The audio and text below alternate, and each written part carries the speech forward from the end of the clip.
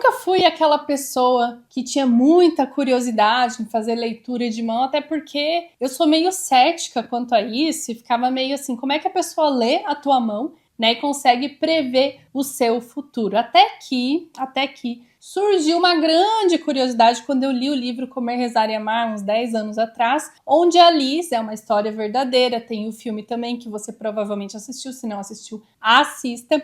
A Liz vai num xamã lá em Bali, porque isso é algo muito da cultura deles mesmo, eles realmente fazem isso realmente existe lá tradicionalmente nos rituais que eles fazem. Ela foi nesse xamã, o Ketut Liar, que já faleceu há alguns anos, ele leu a mão dela e previu algumas coisas, do tipo que ela ia se casar por 2 vezes, que ela ia perder todo o dinheiro dela e depois ela iria reconquistar, que ela voltaria para Bali. Então ela conta tudo isso, né? Essa história de que na verdade ela até voltou para Bali anos depois, porque o xamã tinha previsto isso, ela achava que deveria passar por isso lá em Bali, então assim o fez. Então eu fiquei muito com a pulga atrás da orelha mesmo, achando que ainda isso poderia ser algo meio assim, sabe, para inglês ver, aquele negócio tipo meio turístico que você gasta o seu dinheiro e na verdade a conversa para boi dormir. Até que pela 2ª vez estive em Bali e eu fiquei repensando, né, nossa, eu deveria viver isso só para ver como é, não custa nada já que eu tô aqui, e vivi uma experiência extremamente diferente daquilo que eu achava que iria ser. Aparentemente, lá no Instagram, vocês também estavam ensandecidas, enlouquecidas, quando eu publiquei ali, mostrei um pouquinho de como foi esse dia, mostrei a minha mão toda riscada, que é essa foto aí que vocês estão vendo agora na tela, e aí vocês pediram para que eu falasse mais de como foi essa experiência. E aí o que eu fiz? Eu abri uma caixinha e falei para vocês colocarem lá quais são as principais dúvidas de vocês e curiosidades a respeito dessa experiência. Então, o que a gente vai fazer aqui? Eu vou ler as curiosidades de vocês e vou também mostrar, olha o tanto de anotações que eu fiz dessa minha experiência, de tudo que o xamã me falou, e assim vocês vão ficar por dentro e saber como é que funciona. Então, vamos à primeira pergunta aqui da Ingrid. Qual o propósito dessa leitura? Para mim não tinha nenhum propósito, até porque eu fui bem cética e até com um pouco de receio, porque eu simplesmente penso que quando alguém, até já fiz leitura de tarô, alguém fala sobre o seu futuro, a gente tende no nosso inconsciente a internalizar aquilo e achar que as coisas vão acontecer daquela forma. Acontece que eu peguei foi tipo uma experiência, um ritual que eu comprei com uma agência de turismo, onde a gente vivia uma experiência de purificação no Templo das Águas, e estava incluso dentro dessa experiência uma visita a um xamã que não era nada turístico. Inclusive, esse xamã que fez a leitura da mão da Liz, né, o filho dele hoje continua fazendo leituras lá na mesma casa, só que virou algo extremamente popular, turístico, caro, e eu tinha muito medo de cair nisso e ainda o cara vir lá e cagar um monte de coisa e falar um monte de coisa pra mim que depois eu ia ficar pensando sobre aquilo e vibrando de uma forma negativa. Então, eu comprei essa experiência, eu achei muito válida, porque era um xamã que, tipo, ele não era nada turístico, inclusive a forma de pagamento desse xamã era uma doação, não tinha um preço. Então isso estava incluso no pacote, mas eu dava quanto eu queria lá de doação para ele. Já falo mais sobre quanto eu dei e como funcionava essa parte. Aí a gente fez o ritual das águas e depois o nosso guia, quando a gente estava indo para a visita do xamã, começou a nos explicar, né, como funcionava na cultura deles esse negócio de fazer leitura de mão. E na verdade ele falou algo que eu gostei muito. Ele disse assim: Andressa, a gente não faz a leitura aqui prevendo o futuro, até porque isso é impossível, né, de prever. Se alguém um dia fizer esse tipo de leitura prevendo o seu futuro, desconfie, porque pode ser charlatanismo. O que a gente consegue ver através das linhas da mão? Aspectos do seu passado e da sua vida, porque lá na cultura deles e em outras culturas onde também existe esse negócio de xamã, eles acreditam que vários fatos e acontecimentos da sua vida, comportamentos, espiritualidade, a relação espiritual e físico, tudo isso pode e vai se manifestar através dessas linhas que se desenha nas suas mãos. E as duas mãos têm significados diferentes. Então, o que a gente vai fazer lá com o nosso xamã, nosso querido xamã, ele vai analisar esses aspectos da tua espiritualidade, da sua personalidade, dessas linhas de acontecimentos e vai te trazer algumas conclusões a respeito de você e de coisas que você já viveu. Esse xamã, né, a figura de um xamã é como se fosse uma pessoa que consegue se comunicar com o mundo espiritual e físico. Então ele faz tipo um ritual na hora que você chega, onde ele vai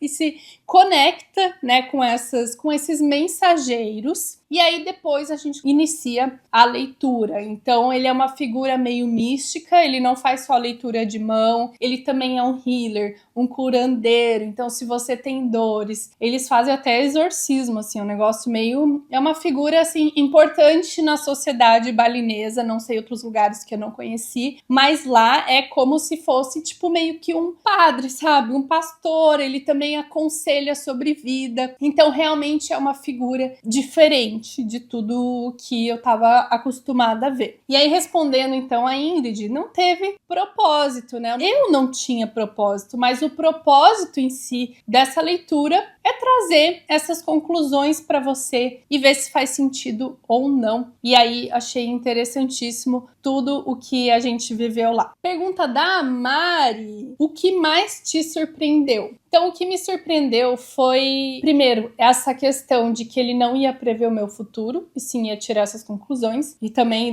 do negócio da doação, né, que não ia ter um preço. Isso também eu fiquei bem surpresa de saber que ele estava fazendo aquilo meio que como se fosse um exercício, um dever ali com a sociedade, né? E também, essa leitura não é só você sentar lá e ler a mão e pega e sai, né? Durou quase 1 hora. Ele faz todo esse ritual. Aí ele faz a leitura, mas ele também pressiona alguns pontos do seu corpo e tira algumas conclusões só de apertar, assim, tornozelo e também os punhos, se não me engano. E depois que ele faz toda a leitura da mão, tem um momento, você pode tirar suas dúvidas só depois que ele falou tudo, na minha experiência foi assim. Aí ele tipo meio que vai te benzer, então ele vai fazer um Hare Krishna lá contigo e vai jogar Holy Water, que é uma água benta, em você, mas assim, gente, é muita água. E daí ele fica blim, blim, blim, blim, e joga água, e fala coisa, e fica assim, meu Deus. Tá limpando até os pecados das gerações passadas, porque era muita água. Tipo, você sai encharcada de lá. E também, ele coloca essa pulseirinha, uma dessas pulseirinhas aqui foi ele que colocou. Essa aqui é da formação de yoga. Ele coloca isso no seu braço, essa pulseira é como se fosse tipo um amuleto lá na cultura balinesa. Cada cor tem um sentido. E é meio que um compromisso seu espiritual com o meio físico, que tá relacionado com deuses, enfim, todo mundo lá, os balineses, tem uma pulseirinha dessa, ele também coloca isso, e aí isso também me surpreendeu bastante ali na consulta. Outro ponto, o xamã não fala um inglês muito bom. Ele sabe falar coisas muito básicas, mas toda a leitura foi feita através da interpretação do meu guia, que era um fofo, um querido. Então, basicamente, o xamã vai falando tudo lá em balinês para o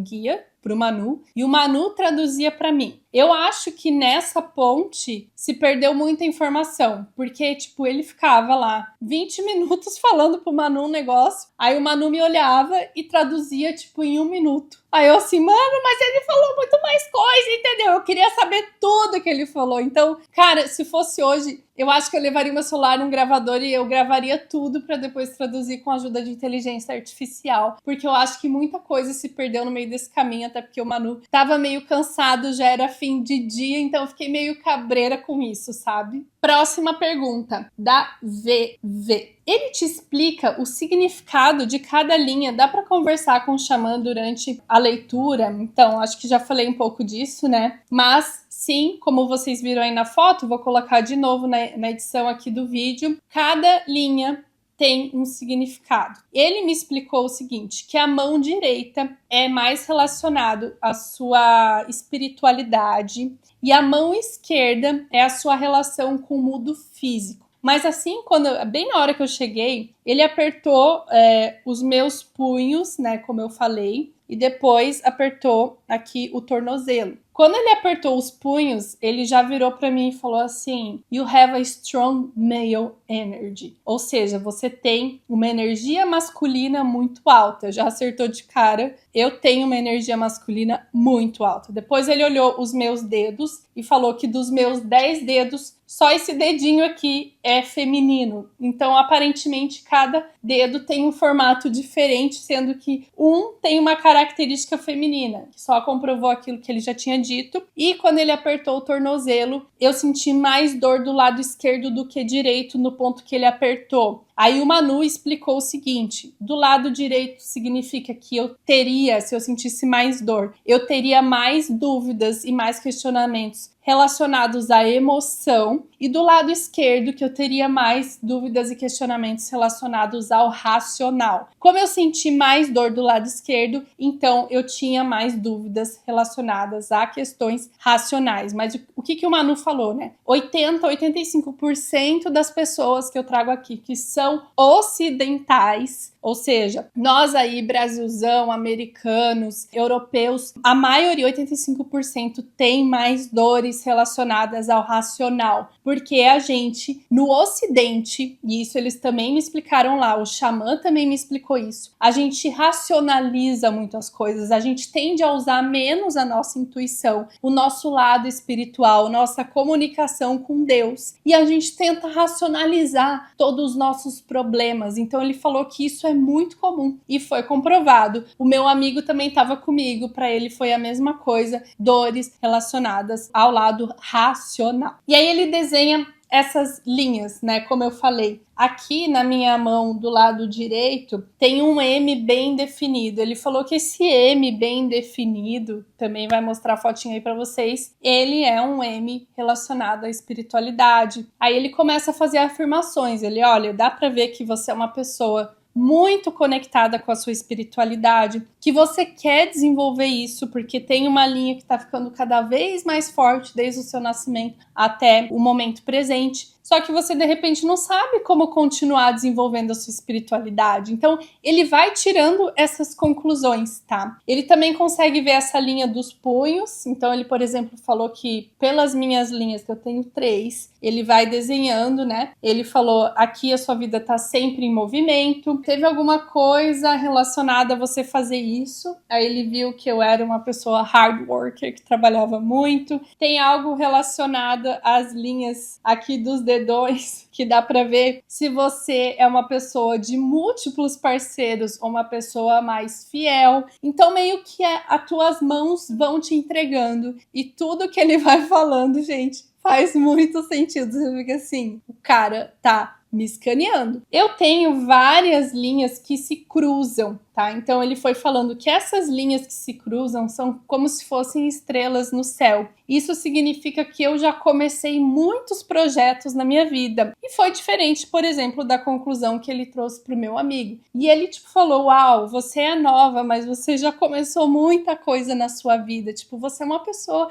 muito executora. Então, essas conclusões, elas não são muito óbvias, sabe? Eu achei que tudo isso que ele foi trazendo faz sentido. Tenho linhas de intuição bem definidas, ele também falou, mas aí ele disse, tua questão racional muito alta, linhas de intuição bem desenhadas, significa que você tem que deixar um pouco de lado sua racionalidade e começar a usar mais a sua intuição. Então, tudo isso que ele foi me trazendo, na verdade, não é muita novidade, tá? Mas foi fazendo muito sentido diante de todo o cenário, inclusive, que eu tô vivendo. Aí a Mari também perguntou aqui. Ele fala sobre a sua vida toda, ele traz questões mais relacionadas à espiritualidade e mundo físico. Então, além dele falar dessa questão de intuição, de projetos que eu fui realizando, não sei o quê, de que eu trabalho, que eu coloco o trabalho à frente de tudo, enfim, coisas mais relacionadas realmente a profissional, enfim. Quando vem para relacionamento, você tem que perguntar. Então, eu acho que o tom da prosa tem que vir também de acordo com as maiores dúvidas e questões que você tem. Como eu não tenho dúvida nenhuma sobre meu relacionamento, sou muito bem casada e bem feliz, eu não perguntei nada relacionado a isso. Então, realmente é algo de você trazer. Eu sei que tem gente que fala sobre dores físicas também. Tipo, eu tenho problema nas costas, eu tenho problema... Blá, blá, blá. E aí ele vai tirando e trazendo todos esses esses pontos ali durante a consulta. Aqui vem a última pergunta.